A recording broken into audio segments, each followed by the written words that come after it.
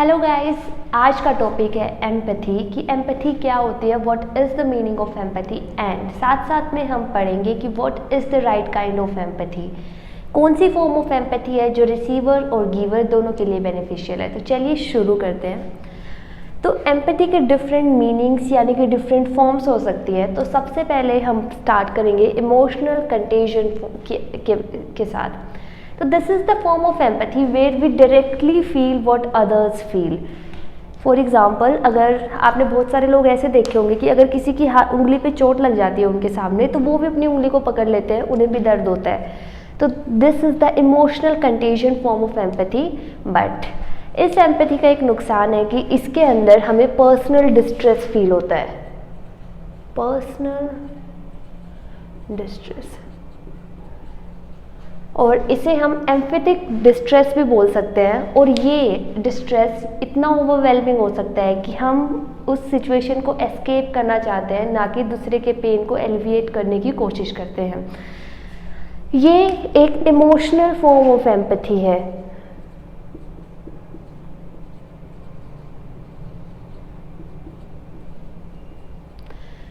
इसका मतलब है कि ये एक ऑटोमेटिक रिस्पॉन्स है जिसके अंदर we directly feel what others feel. और ये ऑटोमेटिक रिस्पॉन्स किसकी हेल्प से होता है?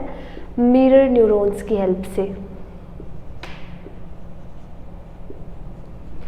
तो इमोशनल कंटेजन का न्यूरोलॉजिकल बेसिस है mirror neurons. Now let's talk about second form of empathy which is imagining yourself in other shoes. इसके अंदर हम मेंटली प्लेस करते हैं अपने आप को किसी और के सिचुएशन या सर्कमस्टेंसेस में और इमेजिन करते हैं कि हम कैसे रिस्पॉन्ड करते हैं अगर हम उनकी जगह होते तो इस तरह के एम्पैथी के भी दो नुकसान हो सकते हैं। एक तो ऊपर वाला ही जो था पर्सनल डिस्ट्रेस,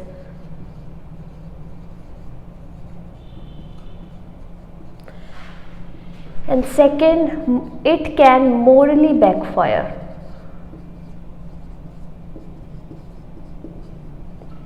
तो पर्सनल डिस्ट्रेस कैसे? अगर आप मान लो कोई काउंसलर है और उसके सामने कोई क्लाइंट आता है जिसके बच्चे की डेथ हो गई है।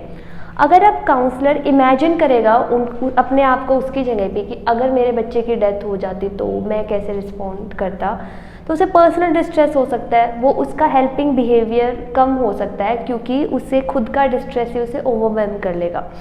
सेकेंड, ये वाली एम्पैथी मोरली बैकफायर भी कर सकती है। कैसे?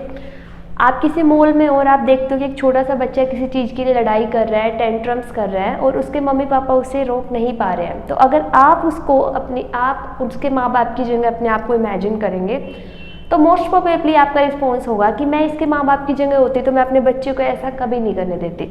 तो ये वाली एम्पैथी भी कुछ ज़्यादा हेल्पफुल नहीं है। ये दोनों ही लेस हेल्पिंग बिहेवियर को प्रमोट करती हैं।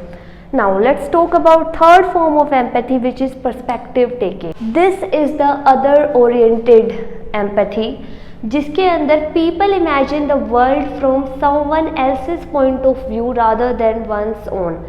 Imagine ये तो हमने ऊपर भी किया था, but remember one thing, एक तो अपने आप को किसी सिचुएशन में इमेजिन करना और एक किसी और के पर्सपेक्टिव से उस सिचुएशन को इमेजिन करना, दोनों में काफ़ी फ़र्क है। हम अपने आप को उनकी सिचुएशन में इमेजिन नहीं करते बल्कि एक्टिव लिसनिंग के साथ उन्हें अच्छे से सोच समझ के उनके पर्सपेक्टिव को समझने की कोशिश करते हैं, उनके पॉइंट ऑफ व्यू से दुनिया को देखने की कोशिश करते हैं। तो रिसर्च ने पाया है कि ये वाली पर्सपेक्टिव टेकिंग, ये वाली एम्पैथी हेल्पिंग बिहेवियर के लिए सबसे ज़्यादा बेनिफिशियल है। This kind of empathy promotes the helping behaviour.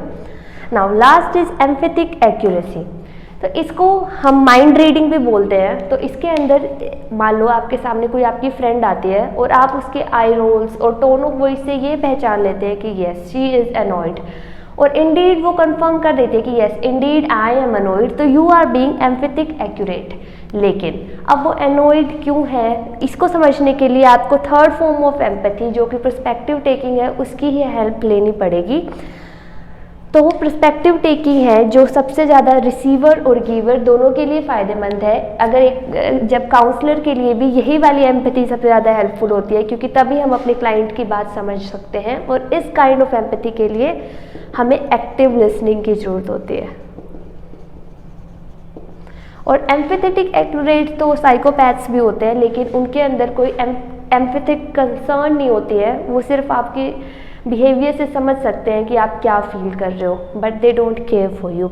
तो this is the form of empathy जो हमें कल्टिवेट करने की कोशिश करनी चाहिए।